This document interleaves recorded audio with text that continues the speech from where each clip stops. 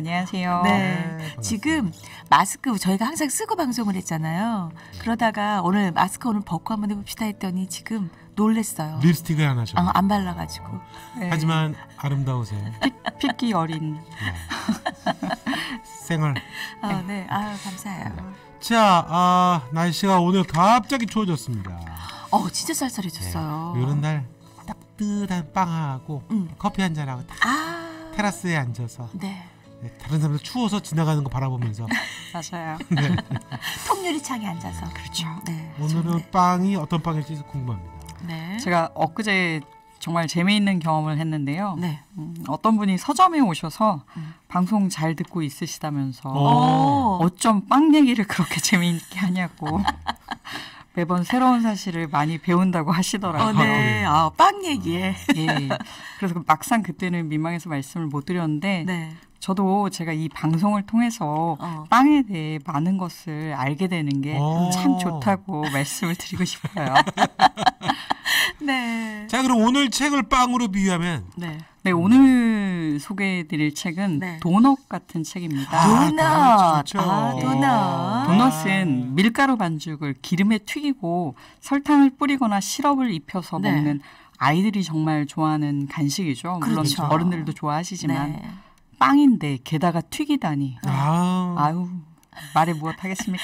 어디 비길 수가 있겠어요. 게다가 도넛은 모양도 재미있는데 네. 이 모양에 대한 설이 있어요. 1800년대 중반에 미국의 항해사들이 네. 항상 방향 키를 잡고 있어야 하잖아요. 그 키를 잡고 있어야 되기 때문에 그 키에 빵을 꽂아두기 위해서 가운데 구멍을 뚫었다는 그런 설이 그런 있어요? 설이 있습니다.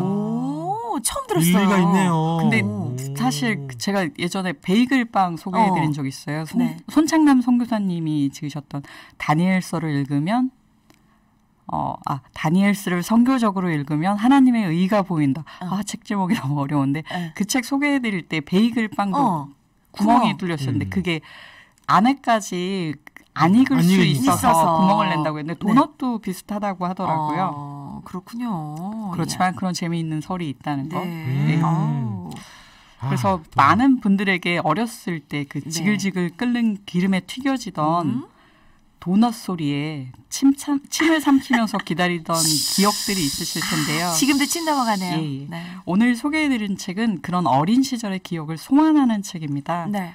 바로 지금 이때 많은 사람들의 관심을 받고 있는 네. 모 오디션 프로그램의 우승자인 30호 가수. 30호 가수. 30호 가수. 이수윤 씨의 아버지이신 이재철 목사님이 지은 육아 에세이 아이에게 배우는 아빠라는 제목의 책입니다. 이 책은 도서출판 홍성사에서 나왔습니다.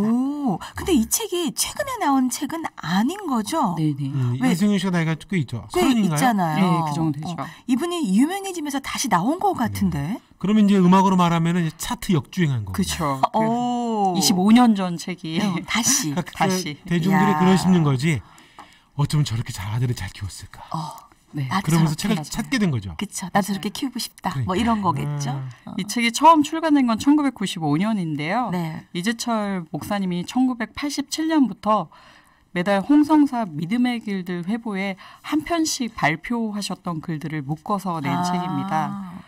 이승윤 씨를 포함한 4명의 아들을 키우시면서 벌어지는 이야기를 모아놓은 책인데요. 네. 이재철 목사님 소개 잠깐 드릴게요. 물론 많은 분들이 아시겠지만 1970년대에 인문사회 과학서적을 전문으로 출판하던 홍성사란 출판사를 세우신 분이시고요. 1988년 주님의 교회를 개척하시고 10년 동안 담임 목사직을 하시다가 10년 후에 그 목사직을 내려놓으시고 1998년부터 스위스에 있는 제네바 한인교회를 3년간 섬기셨고요.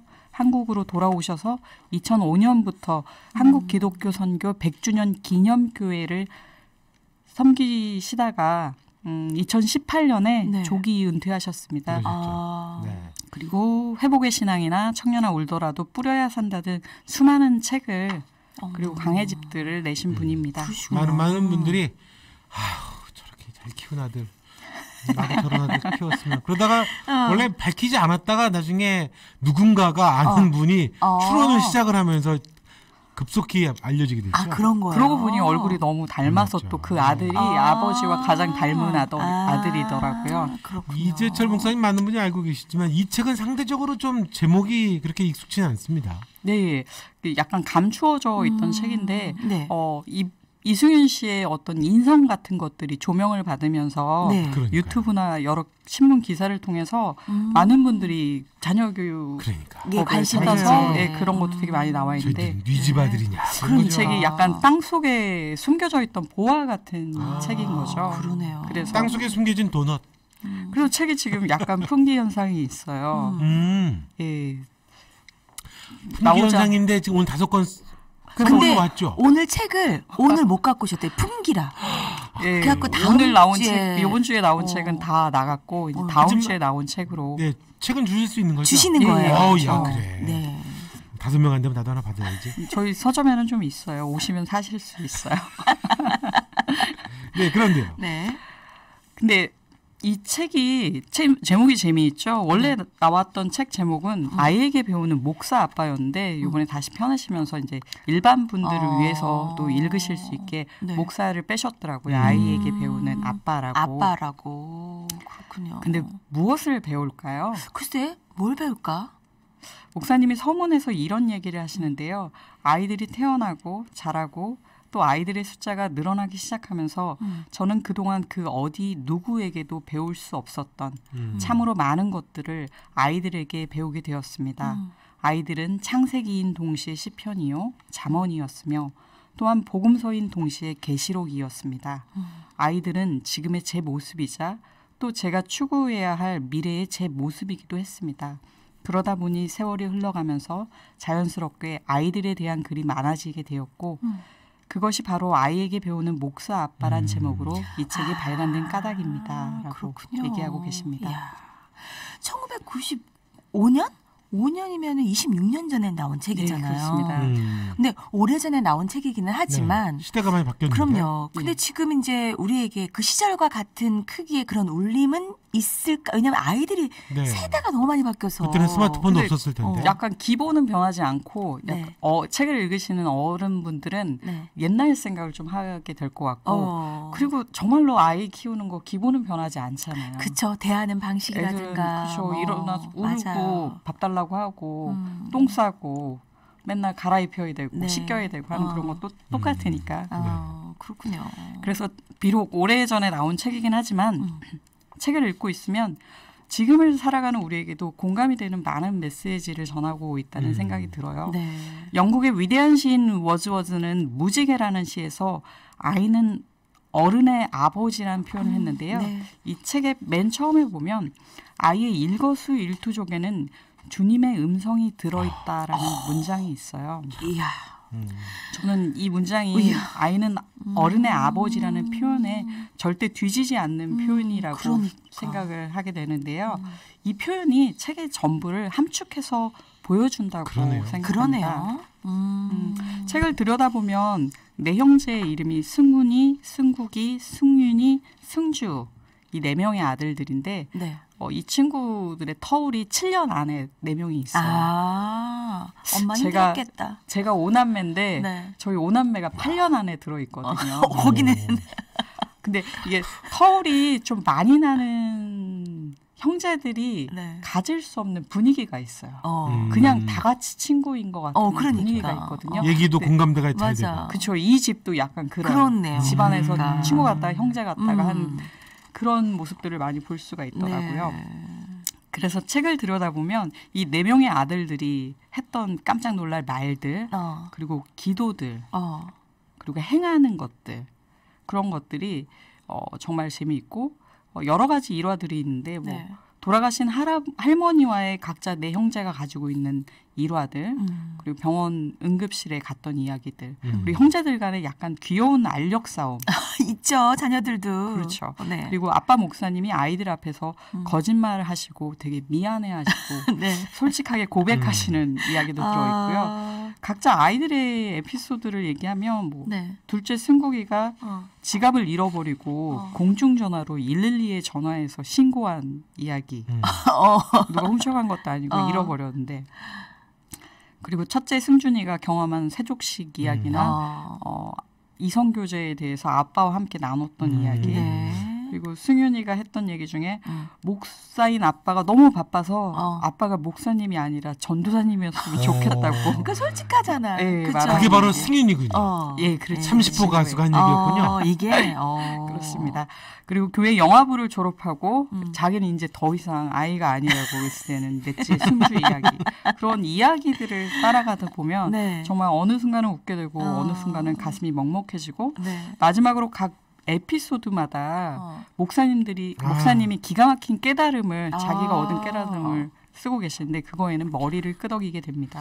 또 워낙 그 이재철 목사님의 글이 참 좋거든요. 그런데 그거를 무심결에 한 아이들의 행동과 말을 네. 놓치지 않고 그걸 신앙과 연결시키고 자신의 삶과 연결시키고 그래서 그 표현을 쓰신 것 같아요. 아이의 일거수일투족에는 주님의 음성이 들어있다. 그러니까 이렇게 놓치고 싶지 않은 이런 사연들 속에 일화들이 되게 많잖아요. 가정마다. 네, 그렇죠. 근데 이걸 기록해놨다는 게 너무 그러니까 부모님들이 마음에 네. 새기셨으면 좋겠어. 아이들의 그러니까. 일거수일투족에는 주님의 마음이 담겨 있다는. 저는 아빠로서 그 내용을 조금 들으니까 네. 저는 방금 빵 생각이 났어요. 빵이야. 유기농 빵. 영양가 만점. 우리 아빠들 먹어야 되는 먹어야 되는. 책을 읽고 싶다는 생각이 욕망이 막 솟구칩니다. 아유. 네. 몇 대목을 좀 읽어주시면 소개 좀 해주실까요? 네, 제가 310페이지에서 312페이지까지 있는 글이에요. 네. 제목이 큰 자유와 작은 자유인데 이거 정말 생각을 많이 하게 되더라고요. 얼마 전 저녁 식사 시간이었습니다. 유난히 자세가 흐트러진 승훈이에게 바른 자세로 식사하도록 주의를 주었습니다. 그러자 잠시 무엇을 생각하는 듯하던 승훈이가 말했습니다. 아빤 참 이상해요. 무엇이 이상하냐는 제 물음에 승훈이가 대답했습니다. 아빤 우리에게 큰 자유를 허락하시면서도 작은 자유는 주시지 않잖아요. 친구들 아빠와는 정반대예요. 승훈이가 언급한 큰 자유는 무엇이든 자신이 하고 싶어 하는 것을 허락해 주는 것을, 그리고 허락되지 않는 작은 자유는 평소 바르지 못한 언행이나 흐트러진 마음 등을 금하는 것을 의미했습니다. 저는 승훈이에게 그 이유를 이렇게 설명해 주었습니다. 아빠, 엄마가 너희들에게 큰 자유를 허락하는 것은 그것이 너희들의 세계와 관련되어 있기 때문이야. 사람은 어떤 경우에도 우물한 개구리가 되어서는 안 돼. 아빠와 엄마는 법적으로나 신앙적으로 어긋나는 일이 아니라면 앞으로도 너희들의 세계와 시야를 넓혀주기 위해 큰 자유를 허락해 줄 거야. 그러나 네가 말한 작은 자유는 원칙에 관련된 거야. 원칙에 충실하지 않으면 큰 자유는 무서운 방종이 되고 만든다. 그래서 큰 자유가 참된 자유가 되기 위해서는 작은 자유는 언제나 제한받아야 하는 거야. 우리에게 인생이란 큰 자유를 주신 하나님께서 왜 당신의 말씀을 적당히 대하려는 우리의 작은 자유는 허락하시지 않은 것입니까?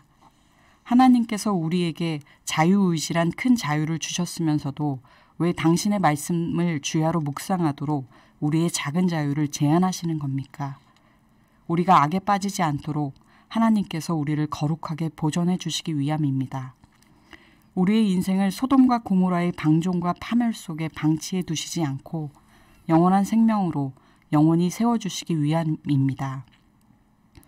우리로 하여금 진리 안에서 허망한 욕망으로부터 자유하는 참된 자유인으로 살게 해주시기 위함입니다. 자유인이 노예로 사는 것보다 더 큰 비극과 불행은 없습니다. 이야, 진짜 표현이. 책 내용 참 좋네요. 그러니까. 큰 자유, 작은 자유. 지금, 이야. 나도 아빠인데. 그러니까 이런 말들을 자녀에게 해주면 네, 그렇죠. 알아들을 자유의지를 것 같아. 얘기하고 왜 하나님이 이런 것들을 금하셨는지를 있는지. 설명할 때 이 네. 얘기를 해주시면 정말 좋겠구나라는 생각이 이것도 들더라고요. 요즘에 우리 아이들에게도 굉장히 적용되는 이야기예요. 우리는 그렇죠. 이렇게 안 하잖아요. 그러니까. 삐뚤어 앉아서 똑바로 안 앉아. 작은 자유 똑바로 앉으라고. 또 한 대목. 또 한 대목은 30호 가수 이야기네요. 네. 30호 가수. 357페이지에 있는 글인데요. 네. 제목이 승윤이의 걸레 공약입니다. 걸레 공약이요. 네. 지난 3월 초 승윤이는 마침내 3학년 1학기 반장으로 선출되었습니다. 서로 반장이 되겠다고 16명이나 출마했다는 선거에서 어떤 공약으로 반장이 되었는지 승윤이에게 물었습니다. 승윤이는 기다렸다는 듯이 대답했습니다. 만약 저를 반장으로 뽑아주시면 저는 여러분들을 위한 걸레가 되겠습니다. 그랬더니 몰표가 쏟아지더라는 것이었습니다. 승윤이의 이야기를 들으며 가족 모두 한바탕 크게 웃었습니다. 그러나 시간이 지나면서 여러분을 위한 걸레가 되겠다는 승윤이의 말이 큰 울림으로 저를 사로잡았습니다. 그리스도인의 삶을 그보다 더 적절하게 표현할 수는 없는 것 같았습니다. 걸레는 자신이 더러워짐으로 상대를 깨끗게 해줍니다. 양초가 자신을 태움 없이 어찌 빛을 발하겠으며 소금이 스스로 녹아지지 않고 어찌 짠맛을 낼 수 있겠습니까? 같은 이치로 자기 자신을 걸레로 내어놓지 않은 사람이 어찌 참된 헌신과 봉사가 가능할 수 있겠습니까? 그날 밤 저는 승윤이를 제 무릎에 앉히고는 승윤이의 머리에 손을 얹고 이런 기도를 드렸습니다. 주님, 승윤이가 오늘 반 친구들에게 걸레가 되겠다는 약속으로 반장이 되었습니다. 승윤이가 무슨 의미로 그런 말을 했건 한 학기 동안 승윤이가 정말 반 친구들을 위한 걸레가 되게 해주십시오. 그리고 앞으로 승윤이가 자라갈수록 더 큰 걸레가 되게 해주십시오. 승윤이가 성인이 되어 무엇을 얻든 어떤 직책에 앉든 자신이 지닌 모든 것으로 더 많은 사람을 위한 더 큰 걸레가 되는 삶만 진정 향기로우며 예수 그리스도의 영광과 권능이 함께하심을 이 아들이 일평생 자신의 삶을 통해 확인하게 해주십시오. 우리가 이 세상에서 누구나를 위한 생명의 걸레로 살아가는 것은 우리를 위해 십자가에서 기꺼이 생명의 걸레가 되어주신 그분에 대한 최소한의 도리입니다. 이야, 우리가 생명의 걸레 같은 방송. 그러니까요. 예. 걸레가 되겠다는 이 아이가 어떻게 근데 이런 표현을 할 수 있었을까 싶네요. 그것도 그런데 네. 저는 아버지의 기도문이 정말 그쵸. 인상적이었어요. 이 아이가 더 큰 걸레가 우리 시대는 너 저기 공부 열심히 해가지고 위로 최근에도 그런 또 갑질 논란이 있었잖아요. 택배하시는 분을 보고. 네. 네. 근데 여기는 아버지가 아들에게 오히려 거꾸로 너 걸레가 돼야 된다. 되라고. 그러니까 생각을 계속 다시 하게 되는 되는. 그런 그러니까 책입니다. 굉장히, 책 좋다. 정말 좋네요. 자, 책 어떻게 저 줄 거 없어요? 오늘은 없어요. 품절이에요? 네, 오늘 서점에 오시면 저거 이따 뺏어야겠다. 오늘은 없고요. 권사님은 엄마고 난 아빠잖아요. 어, 아빠가 필요하지. 우리 집에도 아빠가 그 있잖아요. 아빠는 훌륭하기 때문에. 자, 5분에게 책을 선물로 자, 주실 수 있죠? 네네. 네. 그렇습니다. 어유 진짜 오늘 소개해드리는 책 제가 잠깐 소개해드리면 소개 안 하면 안 되나? 아이에게 배우는 네. 아빠. 지금 저희가 소개해드렸는데 이 책 받기를 원하시는 분들은 문자 남겨주시면 되겠습니다. 보내시는 방법은요. 샵 9330번, 짧은 문자 50원, 긴 문자 100원의 유료 문자로 책 신청합니다라고 하시는데 내용을 남기셔야 돼요. 왜 이 책을 받고 싶으신지. 왜냐하면 너무 길게 안 써도 되지만 피디님이 네. 저 주세요 막 했거든요. 저도 그래서 빨리 문자 보내야죠. 그래서 문자를 남기셔야 돼요. 네, 자. 네, 샵 9330 50원의 유료 문자 100원의 긴 문자로 지금 책을 받기 원하시는 분들께 네. 5분께 책을 드리는데 지금 현관 이 책이 잘 나가서 품절이랍니다. 네. 품귀. 그렇지만 다음 주에는 보내드릴 다음 수 주에 있어요. 보내드릴 수 있습니다. 5분에게 책을 저희가 선물로 드릴 테니까요. 지금 문자로 내용 남겨주시고요.